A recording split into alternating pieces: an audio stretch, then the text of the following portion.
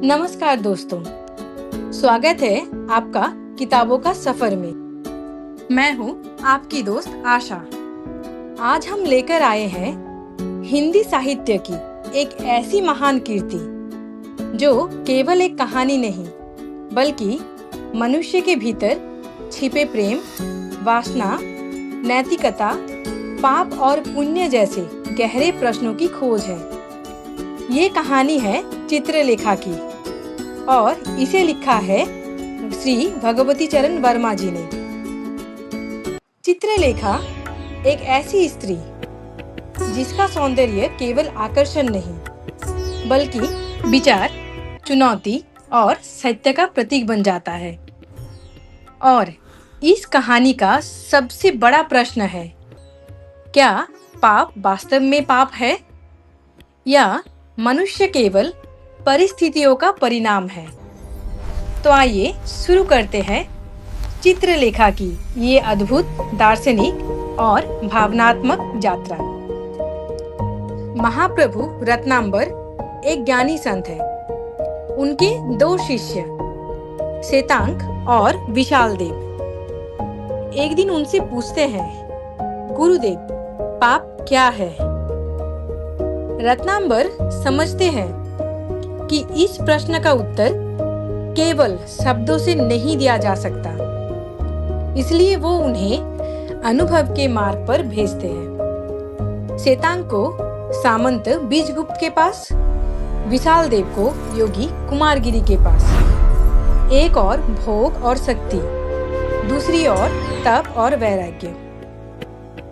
इस संसार में प्रवेश करती है चित्रलेखा।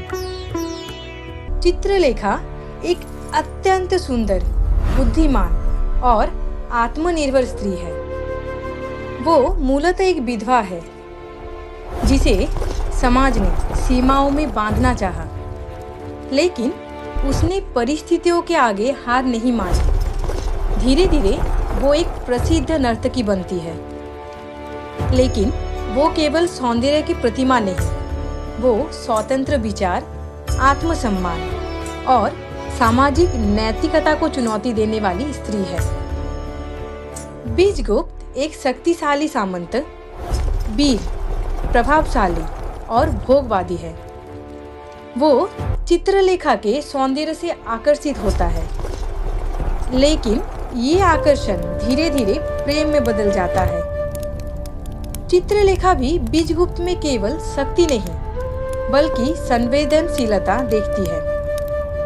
उनका संबंध प्रेम, आकर्षण और जटिल भावनाओं का मिश्रण बन जाता है।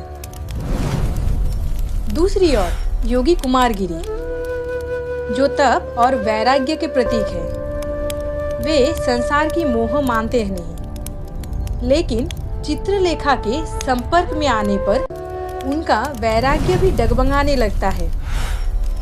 चित्रलेखा का आकर्षण उनके भीतर दबे मानवीय इच्छाओं का उजागर कर देता है। ये उपन्यास यही सिद्ध करता है कि योगी भी इच्छाओं से पूरी तरह मुक्त नहीं। कहानी अब केवल प्रेम त्रिकोण नहीं रहती, ये बन जाती है भोग बनाम वैराग्य, प्रेम बनाम इच्छा, समाज बनाम व्यक्ति, नैतिकता बनाम परिस्थिति। चित्रलेखा स्वयं किसी की वस्तु नहीं बनती, वो सोचती है, निर्णय लेती है और समाज की सीमाओं को चुनौती देती है। समय के साथ चित्रलेखा समझने लगती है कि समाज उसे कभी पूरी तरह स्वीकार नहीं करेगा। बीजगुप्त का प्रेम सच्चा है, लेकिन जीवन केवल प्रेम तक सीमित नहीं। कुमारगिरी का वैराग्य भी अपूर्ण है। चित्रलेखा ये महसूस करती है कि मनुष्य संबंधों, इच्छाओं और सामाजिक उपेक्षाओं के बीच उलझा रहता है। अंततः चित्रलेखा किसी साधारण प्रेम कहानी की नायिका की तरह केवल किसी एक पुरुष को चुनकर नहीं रह जाती, बल्कि वो आत्मबोध की ओर बढ़ती है। वो सांसारिक आकर्षणों, संबंधों और समाज की परिभाषाओं से ऊपर उठने लगती है। चित्रलेखा एक विचार बन जाती है, वो ये दिखाती है कि जीवन केवल प्रेम, वासना या त्याग से नहीं, बल्कि आत्मसमझ से परिभाषित होती है। बीजगुप्त समझता है कि भोग ही जीवन का अंतिम सत्य नहीं। कुमारगिरी समझते हैं कि वैराग्य भी मानवीय इच्छाओं से अछूता नहीं। दोनों के माध्यम से शिष्य सीखते हैं कि मनुष्य ना पूर्णतः पापी है, ना पूर्णतः पुण्यात्मा। जब शिष्य लौटते हैं, रत्नांबर कहते हैं, संसार में पाप कुछ भी नहीं है, ये केवल मनुष्य के दृष्टिकोण की विषमता है। यही इस उपन्यास का सबसे बड़ा संदेश है। सही और गलत स्थायी सत्य नहीं, वो परिस्थितियों, इच्छाओं और दृष्टिकोण से बदलते रहते हैं। चित्रलेखा केवल एक स्त्री की कहानी नहीं, ये मनुष्य की जटिलता, उसकी इच्छाओं, उसकी नैतिकता और उसके भीतर चलने वाले संघर्ष की कहानी है। ये हमें सोचने पर मजबूर करती है, क्या इच्छा पाप है?